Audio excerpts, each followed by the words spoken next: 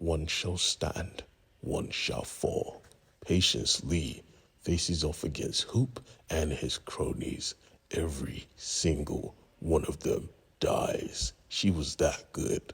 But I digress. Welcome back to my YouTube channel, and this is Kick-Ass, the 2018 comic book series. If you are confused, go check out my previous videos. If you are not, let us begin, because we have a lot to cover. A lot. Our story picks up with Hoop, the boss of the organization, having dinner with another boss. You see, he had just negotiated a peace treaty between their gangs. He was tired of the war, tired of the fights for territory. Now they were going to work together. Now they were going to become billionaires, legit businessmen, like the Yakuza. The rival boss apologized for his right-hand man, saying, "I know he got burnt to a crisp." But Hoop didn't give a damn. He said, yeah, he failed. He's on his own.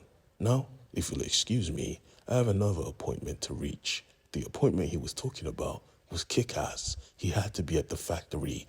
Matter of fact, his whole organization was there. They were going to watch this play out. They were going to watch Patient die. Everyone was here. Even the first boss she ripped off was here, missing a few teeth, I might add. He wanted her bad, but Patience didn't give a damn. She was looking at every exit, every window, making plans, because these guys have underestimated her. These guys think she can break out of handcuffs? The fuck you mean? As soon as they got to the main area, they tossed her to the chair to wait for the boss. But the guy she ripped off first wanted his piece. She took some of my teeth, bro. I need to hurt her. So Mr. Solo gave him permission to land one punch, and he did. The punch was so massive, even Patient was like, bruh. He screamed, "You ain't so tough now." And her daughter was crying. She could hear it, but she had to stay focused. Escape is the only option. She fell silent, and everyone thought she was out, but she wasn't. She was focusing on cracking these handcuffs, and as soon as she did, she grabbed the chair and went for Solo, because she knew he was the threat. He was the head when the boss wasn't around, and he had to go first. Using his body as he was knocked out, he used him as a battling ram, pushing everyone back. But the door was not her exit. The window was the exit, and she was going to use this fat man as a cushion. As they popped out, she knew, yeah, big boy ain't surviving this fall, and she was prepared. They crashed down, and he went splat. Solo was knocked out, yes, but he was still active enough to say, "Go get her." And she steeled herself, because she knew there ain't no holding back this time. And Patience with the gun is a threat. I mean, they came out running, but they didn't know Shorty wasn't planning to escape. Nah, she was taking all of them down. Every single person who saw her face had to die, and she went for the head. Headshots on headshots. They came in droves, and they fell like droves. They must have thought she was new to this, but she wasn't. She was hitting every single target. When they decided to attack, she would flank. When they tried to attack again, she would flank again, shooting from every angle. You could tell she's been in the battlefield. I mean, these guys were gangsters. She was a soldier. She was an assassin. Every shot was golden. She killed everybody. And when it was time for the boss, she told him to go on his knees, put the gun in his mouth, and told everyone else, surrender. They didn't want to listen. They thought she wouldn't do it. She blew his brains out instantly. Solo must have recognized that this was his death, because he took her kid and said, "Drop the gun." I'm not playing, but Patience was just silent because she was marking her targets. She had 3 bullets left for 3 skulls, and with 3 shots, she hit her mark. Solo was out. So were the 2 guys, and when she was done, she tossed the gun to the floor like, yeah, my job is done. She went to her kid and embraced her, held her tight. "I'm sorry I put you through this, but mommy needs you to hide, because the battle wasn't over." The boss was coming, and she had a plan for that. She had a goal: instill fear. As soon as he stepped foot into this place, she could hear them talk.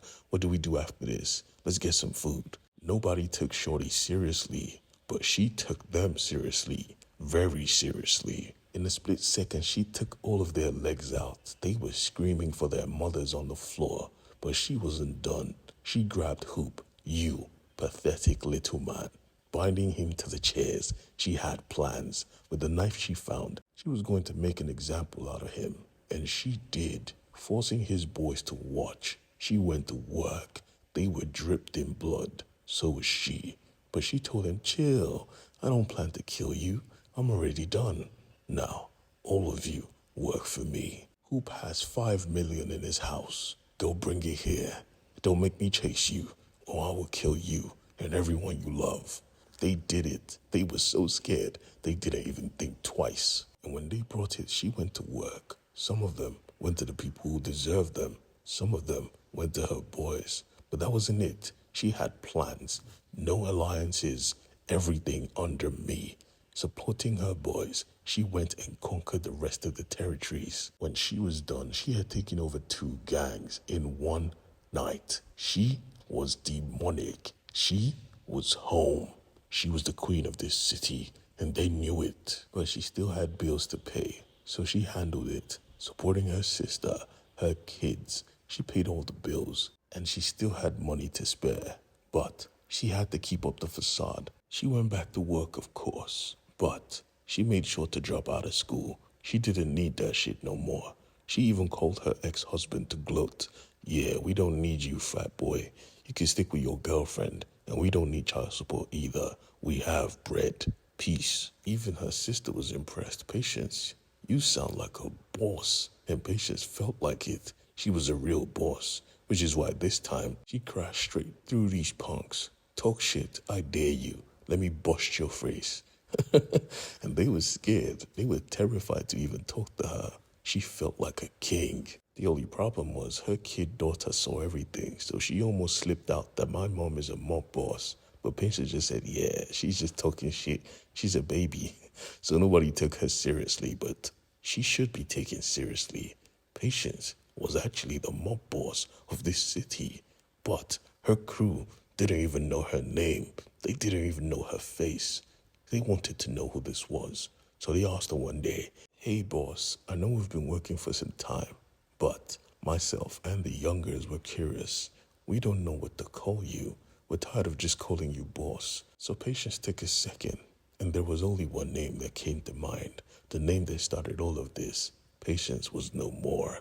When I'm in this suit, when I'm around you people, you call me Kick-Ass. Yes, that's right. Kick-Ass was born, and he wasn't no superhero. This Kick-Ass was a king.